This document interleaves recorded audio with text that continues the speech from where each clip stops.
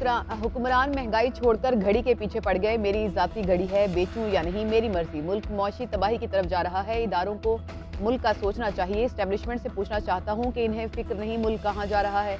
Chairman Tehreek Insaf Imran Khan कहते हैं कि हमारे ऊपर चोरों का टोला मुसल्लत कर दिया गया। सबको पता है कि इन्हें मुल्क के ताकतवर ने एनआरओ 2 दिया। राना सनाउल्लाह मरियम नवाज के बाद अब सलमान शहबाज भी ड्राई क्लीन हो जाएगा। जब हमारी तैयारी होगी तो असेंबलियां तहलील करेंगे। नवाज शरीफ और आसिफ अली जरदारी को इलेक्शन में हार का खौफ है। जब भी इलेक्शन हुए तहरीक इंसाफ जीतेगी।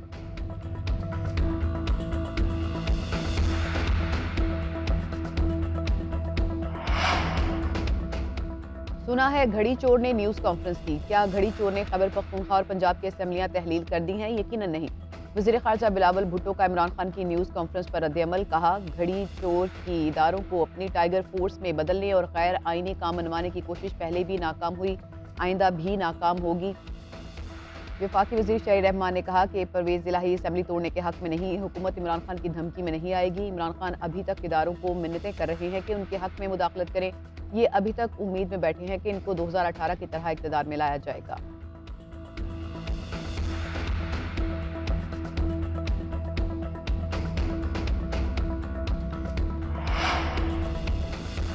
इमरान खान सियासी दहशतगर्द है। ये साजिशी नाअहल नालायक अंपायर की उंगली उठने का इंतजार करता रहा। वफाकी वज़ीर इत्तलात मरियम औरंगज़ेब का मुस्लिम लीग नून के वर्कर्स कन्वेंशन से खिताब। कहा, नवाज शरीफ के दौर में महंगाई की शरह 2.3% थी। लोगों के पास रोजगार था, लंगर खाने नहीं चल रहे थे। वज़ीर दिफा ख्वाजा आसिफ ने सियालकोट में वर्कर्स कन्वेंशन से खिताब में कहा कि इमरान खान अचानक नाजिल नहीं हुआ, प्लानिंग के तहत उतारा गया। मंसूबे के तहत कौम का मिजाज बिगाड़ा गया, नई नस्ल को तबाह किया गया। सियासी मुखालिफिन पर जमीन तंग कर दी गई। आज वो कहाँ है जो कहता था कि जान अल्लाह को देनी है।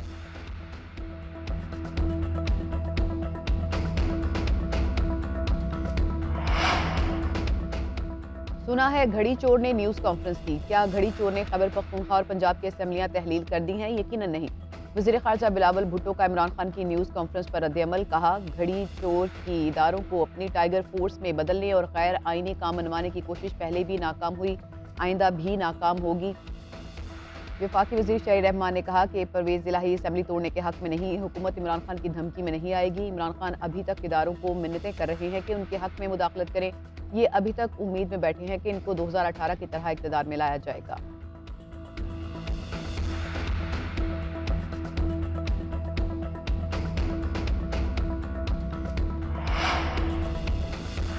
इमरान खान सियासी दहशतगर्द है। ये साजिशी नाअहल नालायक अंपायर की उंगली उठने का इंतजार करता रहा। वफाकी वज़ीर इत्तलात मरियम औरंगज़ेब का मुस्लिम लीग नून के वर्कर्स कन्वेंशन से खिताब। कहा, नवाज शरीफ के दौर में महंगाई की शरह 2.3% थी। लोगों के पास रोजगार था, लंगर खाने नहीं चल रहे थे। वज़ीर दिफा ख्वाजा आसिफ ने सियालकोट में वर्कर्स कन्वेंशन से खिताब में कहा कि इमरान खान अचानक नाजिल नहीं हुआ, प्लानिंग के तहत उतारा गया। मंसूबे के तहत कौम का मिजाज बिगाड़ा गया, नई नस्ल को तबाह किया गया। सियासी मुखालिफिन पर जमीन तंग कर दी गई। आज वो कहाँ है जो कहता था कि जान अल्लाह को देनी है।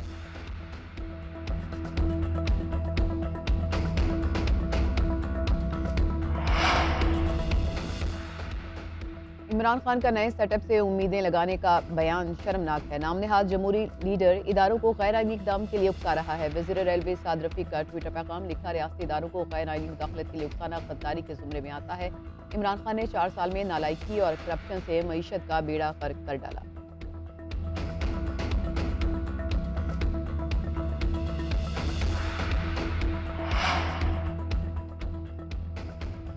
पीडीएम 20 दिसंबर तक कोई फार्मूला नहीं लाती तो असेंबलियां तहलील कर देंगे। पीटीआई रहनुमा फवाद चौधरी का ट्वीट कहते हैं कि पंजाब और खैबर पख्तूनख्वा में 20 मार्च से पहले आम इंतखाबात का अमल होगा।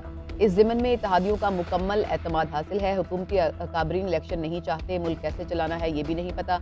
सिर्फ वजीर बनाने और बैरूनी दौरे करने से मुल्क नहीं चलते। ये पेचीदा और मुश्किल काम है जिसकी अहलियत इन हुक्मरानों में नहीं। पाकिस्तान को सियासी इस्तेहकाम की ज़रूरत है और ये मुस्तहकम हुकूमत के बगैर मुमकिन नहीं।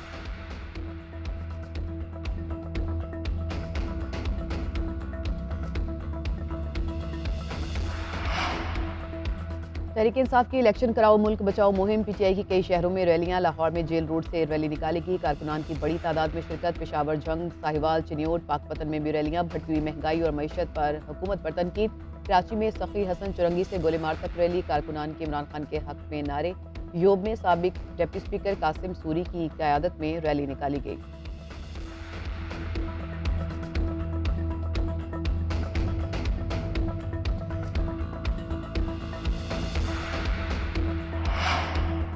हुक्मरानों को भागने नहीं देंगे, इस निज़ाम का हिस्सा नहीं बनेंगे। तहरीक इंसाफ के रहनुमा फ़ारूक हबीब का ऐलान, कहते हैं कि जब तक शरीफ खानदान की हुकूमत आई, करप्शन का बाजार गर्म है। शहबाज शरीफ पर 16 अरब करप्शन का केस था, वो खत्म हो गया। जरदारी के मुकदमात भी बंद हुए।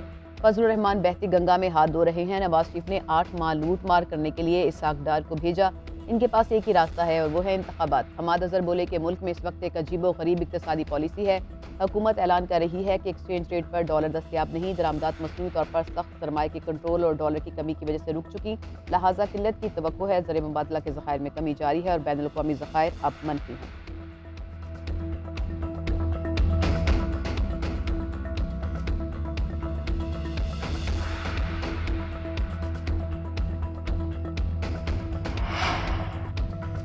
सूबों में हुकूमतें टूटती हैं तो दोबारा इलेक्शन होंगे।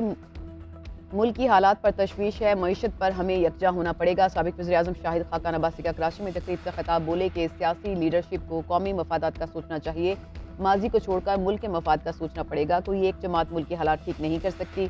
आगे जो भी हुकूमत में आएगा उन्हें सख्त फैसले करना पड़ेंगे। हर मुल्क की तारीख में ऐसा वक्त आता है कि सियासी मफादात को छोड़कर मुल्क का सोचना पड़ता है।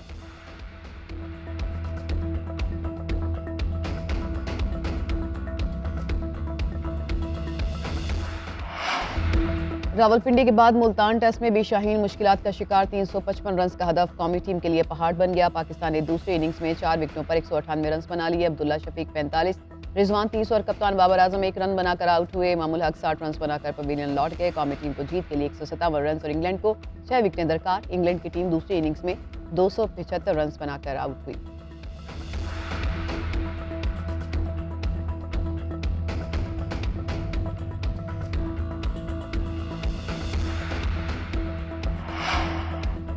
ग्रेटर थल कैनाल की तामीर पर पंजाब, वफाक और सिंध आमने सामने। सूबों की लड़ाई पर एशियाई तरक्याती बैंक की 15 दिसंबर को कर्ज वापस लेने की धमकी। ग्रेटर थल कैनाल की चौबारा और मुनकेरा ब्रांच की तामीर रुकवा दी गई।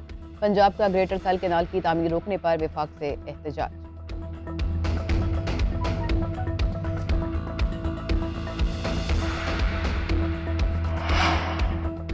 OIC के सेक्रेटरी जनरल का वफ्द के साथ लाइन ऑफ कंट्रोल का दौरा। शहदा कश्मीर की यादगार पर भी हाजिरी दी। वफ्द को LOC की सूरत हाल पर ब्रीफिंग दी गई।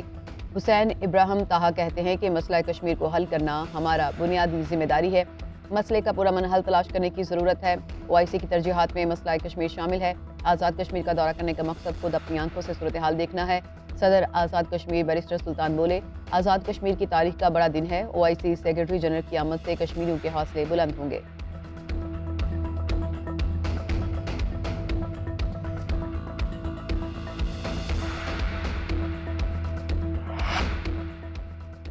कतर में फुटबॉल वर्ल्ड कप की सेमीफाइनल की लाइनअप मुकम्मल। क्रोएशिया और अर्जेंटाइन कल रात 12 बजे पहले सेमीफाइनल में आमने सामने होंगे। फ्रांस और मराकश का टाकरा 14 दिसंबर को होगा।